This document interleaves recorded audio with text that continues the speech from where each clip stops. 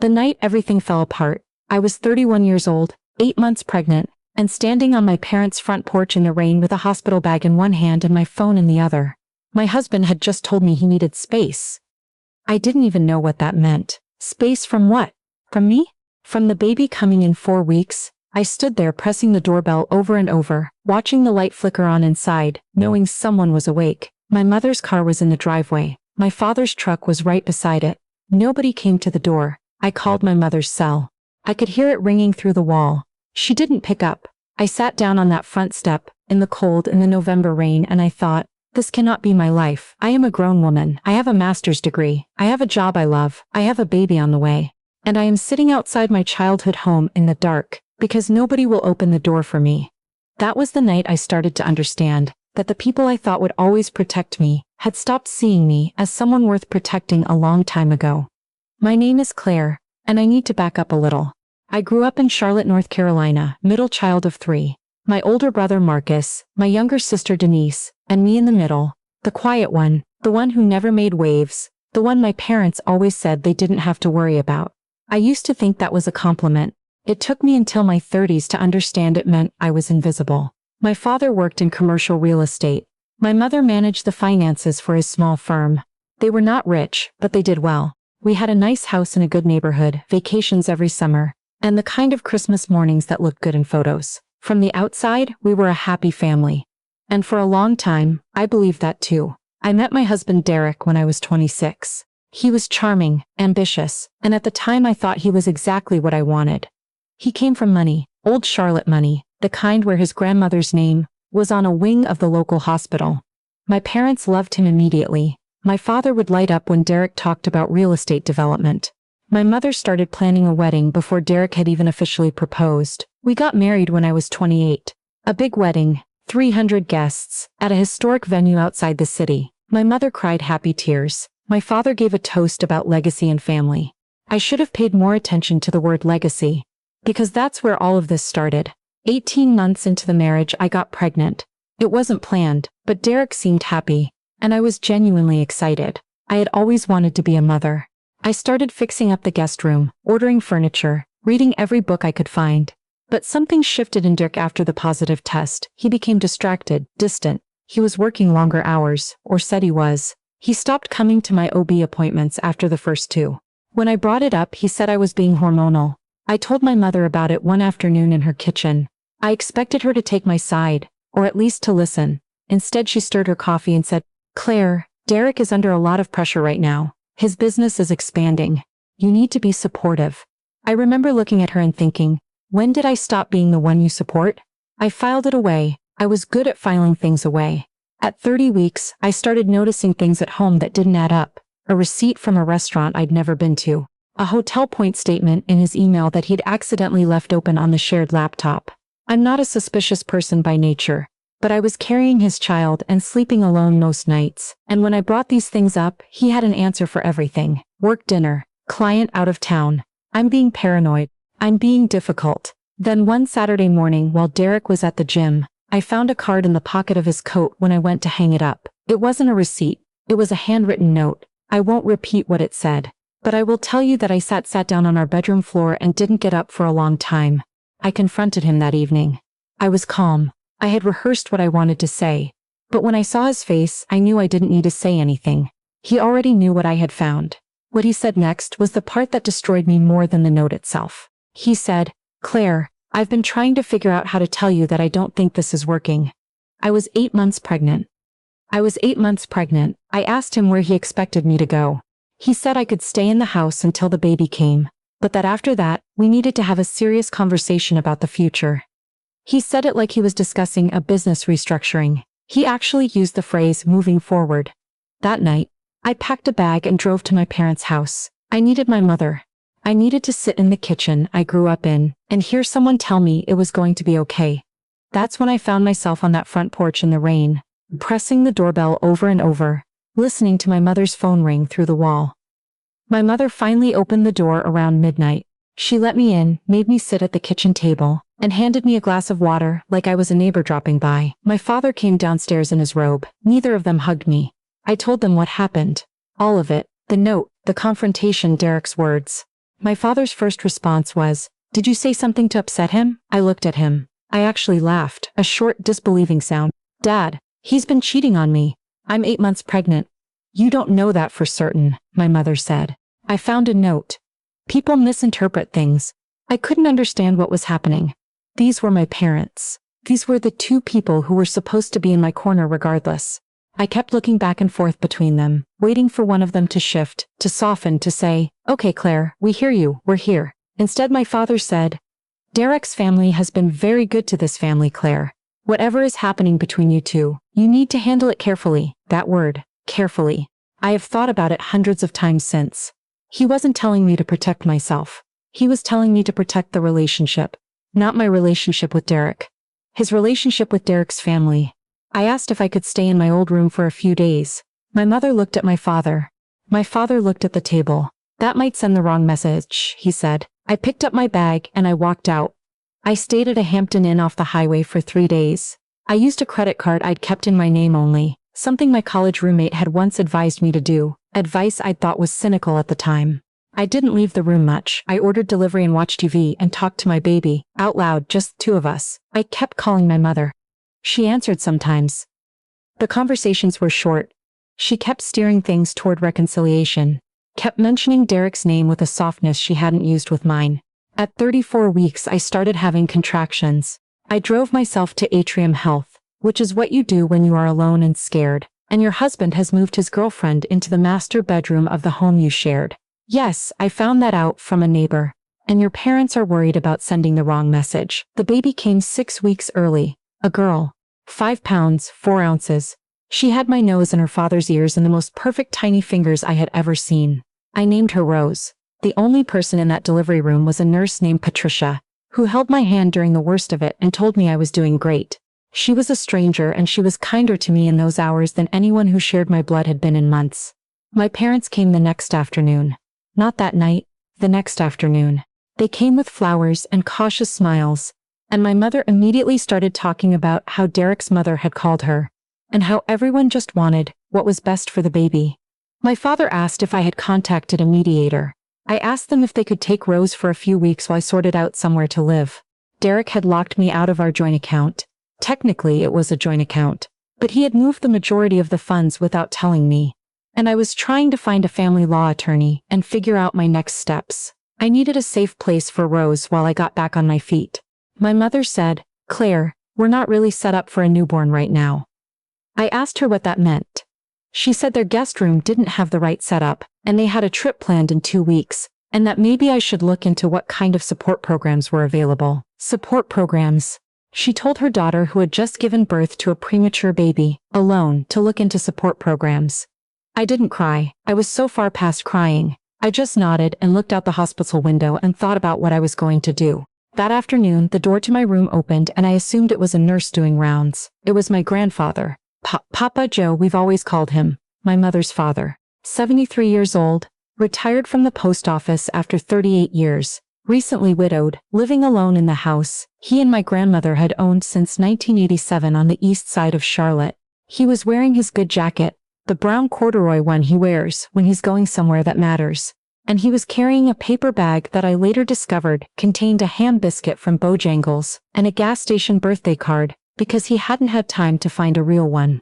He looked at Rose in the bassinet, and then he looked at me, and his eyes got wet and he said, "Well, there she is." He sat down the chair beside my bed and he said, "Your mother called me, told me you had the baby." He paused. Didn't say much else, so I drove over. I told him everything, all of it. The same way I had told my parents, but this time someone listened. Papa Joe didn't interrupt. He didn't qualify. He didn't ask if I had done something to provoke it or suggest I was misreading the situation. He just listened. When I was done, he was quiet for a long moment. Then he said, "You're coming to stay with me." It wasn't a question. Papa Joe's house is not big. 3 bedrooms, 1.5 baths, a kitchen that smells like coffee and pine cleaner, and a backyard with a garden he and my grandmother planted together. But he had Rose's bassinet set up in the 2nd bedroom before I was even discharged. He had gone to Target, which he pronounces Tarze to be funny, and bought diapers and a baby monitor and a white noise machine, and he had watched 3 YouTube videos about how to swaddle a newborn. 73 years old. He watched YouTube videos. I moved in with 2 suitcases and a car full of what I had managed to take from the house before Derek's attorney sent a letter. Papa Joe helped me carry everything in without making me feel small about it. He made dinner that first night, pork chops and green beans and cornbread, and we sat at his kitchen table, and he told me stories about my grandmother, about when they were young and broke, and had my mother in a 1-bedroom apartment with no air conditioning in the August heat, and how they figured it out day by day. "You're going to figure it out too," he said. "You're stubborn, just like her." That's not an insult. I started seeing a family law attorney that week. Her name was Renee, sharp and no nonsense, and she did not sugarcoat anything. Derek had moved quickly. The joint account transfer, the house, which was technically in his name, because his family had contributed to the down payment, but there were protections available to me, especially with a newborn involved. Renee walked me through all of it. It was expensive. Papa Joe paid the retainer without being asked. He just handed me an envelope and said, "Don't argue with me about it." About 3 weeks after I moved in, I was going through some of my old documents. I had grabbed everything from our home office I could find, insurance papers, tax returns, anything, and I found something I didn't understand. It was a life insurance policy. My name was on it as the insured. Derek was listed as the sole beneficiary. I knew we had life insurance. We had taken out policies on each other when we got married. That was normal. But the payout on this one was 3 times what we had discussed. And it had been updated 8 months ago, right around the time I got pregnant. I sat with that document for a long time then. I thought about the car, because about a month before Rose was born, while I was still living with Derek, I had driven to the grocery store, and the brakes had felt wrong. Soft, slow to respond. I had mentioned it to Derek, and he'd said he would take care of it. He took the car for what he said was a service appointment, and brought it back, and said everything was fine. 2 weeks later, I had a fender bender in a parking lot that I attributed to my own distraction. Late pregnancy, tired, not paying attention. Now I was looking at a life insurance policy with a 3 times payout, taken out 8 months ago, and I was remembering soft brakes. I showed Papa Joe. He was quiet for a long time. "You need to call Renee," he said, "tonight." Renee connected me with an investigator she worked with regularly. His name was David, and he had spent 20 years as a detective with Charlotte Mecklenburg before going private. He was methodical and calm, and he asked me questions I didn't expect. Had Derek been under financial stress? Had there been any unusual insurance activity on his own assets? Had I noticed anything about the timing of the brake issue? I told him everything I could remember. What David found over the next 3 weeks unraveled things I hadn't even thought to question. Derek's development company was in serious trouble. He had over-leveraged on 2 projects that weren't performing, and he was facing personal liability because of the way the business was structured. His family's money, the money everyone assumed was a cushion, had already been used to cover earlier losses. He owed significant amounts to private lenders who were not the kind of people who extended patience. The life insurance policy had been taken out with a broker Derek knew personally, someone who had not asked the questions a standard broker would ask. The payout would have cleared most of Derek's debt. And the brakes. David was careful. He was very careful. He said he could not tell me definitively what had happened with the car. Only that the brake line on my vehicle had shown wear inconsistent with its age and mileage, according to a mechanic he trusted. He said he could not tell me it was deliberate, but he could tell me it was worth looking at. I called Renee. She called someone she knew at the DA's office. What happened next is something I am still processing, even now. My parents knew Derek was in financial trouble. Not the extent of it, but they knew. Derek had come to my father months earlier, asking for advice, asking for my father's contacts in the development community. My father had helped him, and somewhere in that process, my father had also learned about the life insurance policy he hadn't told me.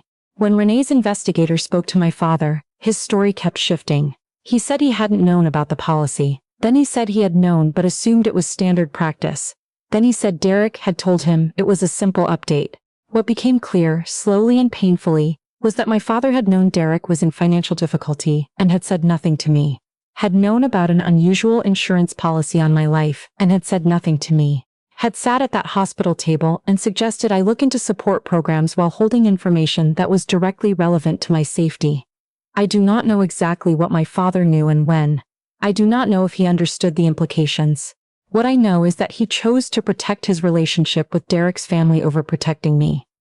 Whether that was cowardice or something worse, I have had to make my peace with not having a clean answer. Derek was eventually investigated. The DA did not ultimately charge him with anything related to the breaks.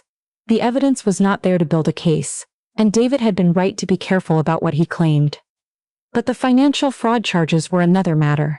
Moving marital funds without disclosure, the misrepresentation on the insurance policy, the business dealings. Renee built a civil case that was thorough and well documented. Derek's attorney eventually recommended settling. The settlement was not everything. Nothing in these situations is everything. But Rose and I walked away with enough to start over properly. My mother called me in the spring. Rose was 4 months old by then, sleeping longer stretches, starting to smile for real. That gummy, full-face smile that makes you feel like you invented happiness. My mother said she wanted to talk. She said she hadn't handled things well. She said she had been trying to keep peace between everyone and had lost sight of what mattered. I listened. I told her I needed more time. I told her that not being set up for a newborn was not something I was ready to forgive on a timeline that was convenient for her. I told her that I loved her, because I do, but that love does not automatically restore trust, she cried. I let her.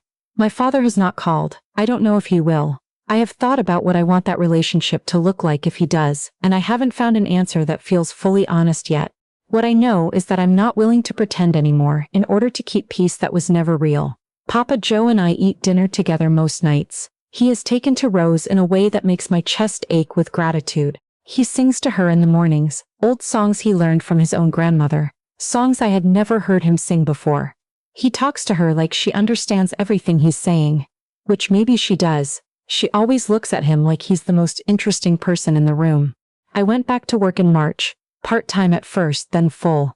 I work in healthcare administration, and my employer had a good leave policy and colleagues who checked in on me. The world outside my family was kinder than the world inside it, and that taught me something about where to direct my energy going forward. Renee finished the divorce proceedings in April. I am officially, legally, entirely done with Derek. He is dealing with his own consequences. I do not follow what is happening with him closely because it is not my story to track anymore. I've started saving. Not aggressively, not yet. Rose's needs come first, and there were debts to address. But I have a savings account in my name, a budget I understand, and a plan that belongs to me. I have started looking at small apartments, 2 bedrooms, somewhere with good schools and a neighborhood where I can picture Rose learning to ride a bike. Papa Joe says there is no rush, and I believe he means it. But I also want to build something of my own. I think that matters, for Rose to see. Her mother building something. A few weeks ago, Papa Joe and I were sitting on his back porch after Rose had gone to sleep. It was warm, that particular southern evening warmth that sits on your skin without being heavy, and the garden was starting to come back after the winter. My grandmother had planted roses along the back fence. Real ones, not named for my daughter, though I think about the coincidence sometimes. Papa Joe said, "You know what your grandmother always said about hard times?" I shook my head. She said they don't come to stay. They come to pass. He looked out at the garden. She was right about most things. I thought about the night on the porch in the rain. I thought about the hospital room, Patricia holding my hand, Rose arriving early and small and absolutely determined. I thought about Derek's face when I told him I had hired an attorney and wasn't settling for whatever number he thought would make me go away quietly. I thought about my father at the kitchen table, not meeting my eyes. And I thought about Papa Joe showing up in his good corduroy jacket with a gas station birthday card, and that being the thing that saved me. Not money, not a plan, not some grand intervention. Just a man who loved me showing up. I have learned that I was wrong about which people in my life were the steady ones. The ones I assumed would catch me were the ones who stepped back. The one I had maybe taken a little for granted, the grandfather who came to every school play and pressed $20 into my hand every birthday and told the same 3 jokes on a rotation. He was the one who drove to the hospital without being asked and said, "You're coming to stay with me." Rose is 7 months old now. She has 4 teeth coming in, and she thinks ceiling fans are the funniest things in the universe. Every morning she wakes up and looks around like the world is new and interesting and full of good things. She's not wrong. I don't know exactly what my family will look like in 5 years, or 10. I don't know which relationships will be repaired, and which ones will stay quietly closed. What I know is that I am building something honest, something where the people who show up are the people who stay. And I know that my daughter is going to grow up, knowing that when things fell apart, her great-grandfather drove across town in his good jacket, and didn't ask a single question before he said yes. That's the kind of love I want her to understand is possible. The kind that doesn't wait to see which way the wind is blowing. The kind that just shows up.